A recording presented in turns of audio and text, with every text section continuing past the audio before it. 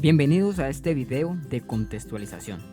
Antes de empezar a ver el algoritmo de ordenamiento Mergesort, veremos algunos elementos esenciales para desarrollar este algoritmo. Primero partiremos de qué es un algoritmo de ordenamiento. Bueno, es la acción de ubicar ciertos elementos que cuentan con un valor comparativo en la posición que le corresponde en un listado. A partir de este punto, les dejo la siguiente pregunta. ¿Cómo ordenarías este listado de números enteros? Seguramente el método que utilizaste fue observar cada elemento y seleccionaste el menor de ellos. Hecho esto, el menor encontrado lo ubicaste en la primera posición y continuamente buscando a partir de la segunda el segundo elemento más pequeño, y así sucesivamente, hasta que el listado quedó totalmente ordenado. Pues este método, que la mayoría utilizamos inconscientemente, es una de las formas utilizadas en la programación para ordenar un listado de elementos. Pero, ¿existen otros métodos?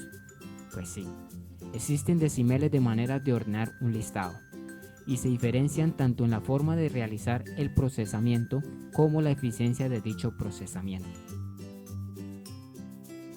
Primero debemos conocer la principal característica con las que cuenta un algoritmo de ordenamiento, que es la complejidad. ¿Qué es la complejidad? La complejidad de un algoritmo está dada por la cantidad de iteraciones que realiza una vez es utilizado. La complejidad generalmente se mide tomando el peor de los casos, que sería en donde el algoritmo tiene que hacer la mayor cantidad de iteraciones. A partir de este dato, podemos comparar los diferentes métodos de ordenamiento, en más o menos rápidos que otros. Ahora pasaremos a hablar de la recursividad. Para entender la recursividad, primero hay que entender la recursividad.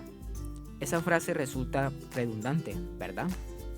Si te has dado cuenta de ello, has entendido en gran medida la recursividad.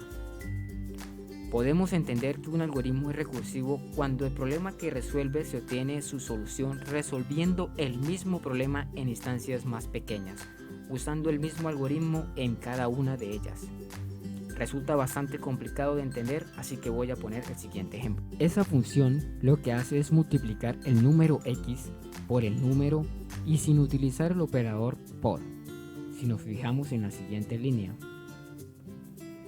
vemos que está llamando de nuevo a la función multiplicar, aunque disminuyendo el valor de y en una unidad. Debido a esta opción de volver a llamar la función multiplicar, decimos que es un algoritmo recursivo.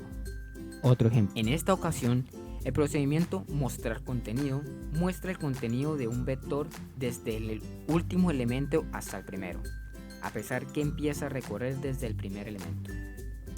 Si se fijan, en mi segundo ejemplo no tengo un caso base o condición de parada explícito, pero sí implícito. En general, los algoritmos recursivos se pueden implementar de manera iterativa. Se dice que un algoritmo es iterativo cuando se ejecutan cada una de sus fases una seguida de la siguiente hasta una condición de parada. Normalmente se implementa utilizando un bucle for.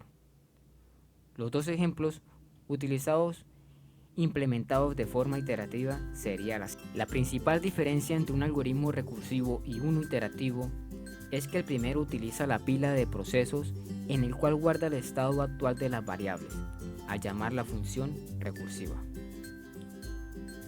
Es cierto que la recursión como tal no es una técnica para resolver por sí sola problemas de gran tamaño. Para ello tenemos la técnica divide y vencerás.